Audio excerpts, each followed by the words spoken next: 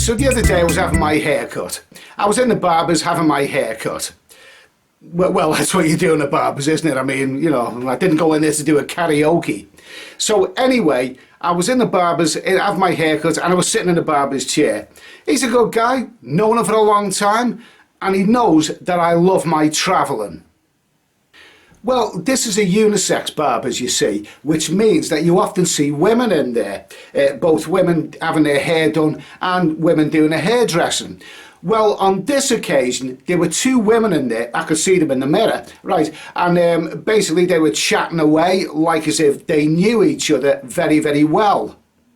So the barber began his friendly conversation while he's cutting my very limited amount of hair. And, well, he knows that I love my travel. So he thought that he'd introduce me to these two ladies in the salon. See this man here, he said? He's been everywhere. Yeah, I mean, he's been to every country on the planet. You name it, he's been there. Well, it's all very nice, but that's not exactly true. It's not true at all. I haven't been everywhere, not by a long way. There are plenty of countries that I haven't been to, but he loves saying things like that anyway. You know what people are like. You tell them one thing and they'll assume another.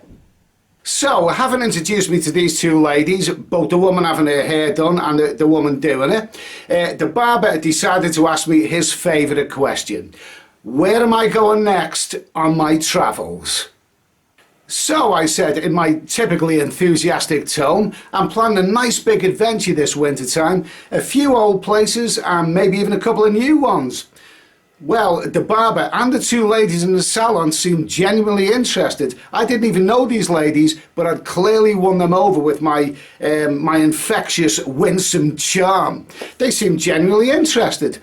So the barber said, okay, so where is your first port of call? And I said, well, I just know that you were going to love this. I'd really won these ladies over, really had done.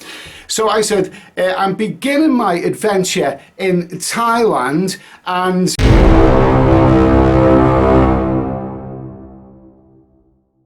I didn't get any further when I heard this not so feminine scowl from these two ladies, rather like the growl of a Rottweiler. I suddenly felt this icy blast, like the temperature had suddenly turned Arctic. I looked in the mirror and the faces of these two ladies were black like thunder. And then one of them, the one doing the hairdressing, looked over at me and said with the most angry sounding venom in her voice, "You know what they say about fellas who go to Thailand? They only go out there for the one thing." Really? I said, like as if I'd never heard this before. Well, I have heard it before many times, you know, the business about fellas going out to Thailand for the one thing. And it always seems to come from middle-aged women as well, by the way. But I was kind of glad that they said this about fellas going to Thailand for the one thing, because this enabled me to say, sure, but isn't that the same one thing that middle-aged women go to Egypt and Turkey and Gambia and Tunisia for? It's the same one thing, isn't it? Well, this comment didn't go down too well, and the two ladies were clearly a bit ruffled by this. It turned out that these two ladies, both the hairdresser and the customer, were good friends, and together they visited Turkey every year. For the weather, of course, yes. So the hairdresser said, in a not very friendly manner, "Turkey's a wonderful country. Me and my friend here visit Turkey every year. We always have a great time." Well, in for the penny, in for the pound, I couldn't resist saying, yeah, sure, Turkey's a wonderful country. And let's face it, they've got lots of handsome young gigolos out there as well. I'm sure you have a great time. Well, of course, this comment of mine went down like the band on the Titanic. I mean, the atmosphere in the salon suddenly turned from cold to freezing. I mean, if the barber at that moment had offered to throw in a free shave, I would not have invited either of these ladies to hold the razor. But I'll stand my ground, and I don't regret what I said, simply because I do not like hypocrisy. Yes, it's true there are many middle-aged and older than middle-aged men who go out to Thailand because they fancy a bit of boom boom with a hot young Thai lady. That's fine. But there are also plenty of middle-aged and old ladies who go out to these countries like Turkey and Gambia, Tunisia, wherever, because they like a bit of exotic action with these handsome young gigolo fellas. It's a well-known fact. Of course, these young gigolos, like the Thai girls, are motivated purely by money, regardless of what they tell you. Now, I'm not saying that there's anything wrong with any of this. Fine, I mean, but I just do not like hypocrisy in any way, shape or form. At the end of the day, if it's alright for one, then it's alright for the other. So, what is the correct term for these divorced middle-aged ladies who like to travel to these countries where they're going to be treated like a queen by handsome young gigolos half their age? I'm not sure what the correct term for these ladies are, but what I do know is that middle-aged men who travel to Asian countries looking for a bit of boom boom at a very reasonable price are often referred to as mongers. So the way I see it, if men who do this are mongers, then women who do this must be wongers. Yeah, that's it. We'll settle for that. These women are wongers. So, without further ado, let's look at some fine examples of wongers. These are some delightful old ladies who famously took wongerism to the extreme.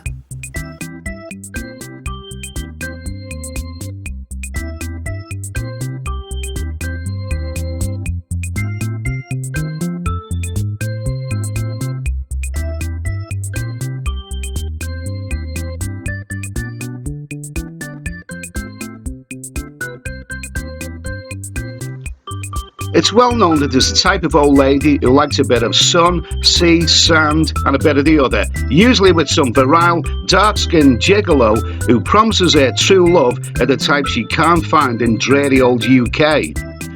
Egypt, Turkey, Tunisia and Gambia are popular hangouts for these lusty old biddies. It's all smiles and promises, and these love-struck old ladies have the time of their lives until the grim reality dawns and she finds out the hard way that her handsome young lover is really after something more than her wrinkly old body. Scams are commonplace, and a lot of these old ladies often lose money. If you thought the old story of the Thai girl's sick buffalo was bad, you want to hear some of the ways these crafty young gigolos use to extort money from their love-struck old lady. I like the story of the young Gambian man who said he was impotent and needed money to pay a witch doctor to help him rise to the occasion. This lady brought her Gambian toy boy back to the UK and thought they were going to live happily ever after, only to discover he had another lover. When she asked him why she wasn't woman enough for him, he replied, "But everyone is laughing at us." Really? Oh, come on, what's so funny? But pride of place in the wongers list has to go to the 70-year-old granny who married a 21-year-old Tunisian waiter. They seemed like a match made in heaven until he decided he wanted children, which he obviously couldn't give him. But at least they had plenty of fun trying. I'm kind of wondering what kind of adjectives would be used to describe a 70-year-old man who's shacked up with a 21-year-old Thai girl. Any suggestions? Yeah, that's more or less what I thought. Well, don't think I'm knocking these old ladies, far from it. They like what they like and good for them, let them get on with it. Just as many old men like a bit of the young exotic stuff, these old ladies clearly like exactly the same thing. These old ladies clearly, unequivocally went to these countries for the one thing. And if that's the one thing that they enjoy, provided nobody gets harmed, then let them get on with it. I believe in freedom of choice. I believe in equality between the sexes. I don't like hypocrisy or double standards. And what I'm saying is that if it's okay for a 70-year-old woman to have a bit of rumpy pumpy with a Tunisian waiter young enough to be her grandson, then that is fine by me. But just do not tell me that there's anything wrong with me having a bit of how's your father with a hot young Thai lady, because if it's alright for one, then it's alright for the other. So, to sum it up, don't worry about what anyone says about the one thing. I mean, if the one thing is what you enjoy, then go right ahead and enjoy the one thing. Embrace the one thing. I don't mean physically embrace the one thing. Well, I suppose you could, you know, if you're into that sort of thing. But personally, the way I see it, the one thing is all very well, but it can get a bit monotonous. I mean, personally, I like to throw in a few rivers and mountains and various other adventures along my travels. But yes, I don't deny that I am a bit partial to the one thing. I mean, why the hell not? I mean, life's too short to simply go on dreaming about the one thing. Go right ahead and have it. Okay, so thanks for watching. I hope this video has given you something to think about. I hope it's been useful to you. Have a great day, a great evening, whatever. I hope you have many happy travels ahead. As for me, I'm currently making plans for my winter travels, which actually begin in September in Thailand. You never know, you may even see me out there. I'll be easy to recognise.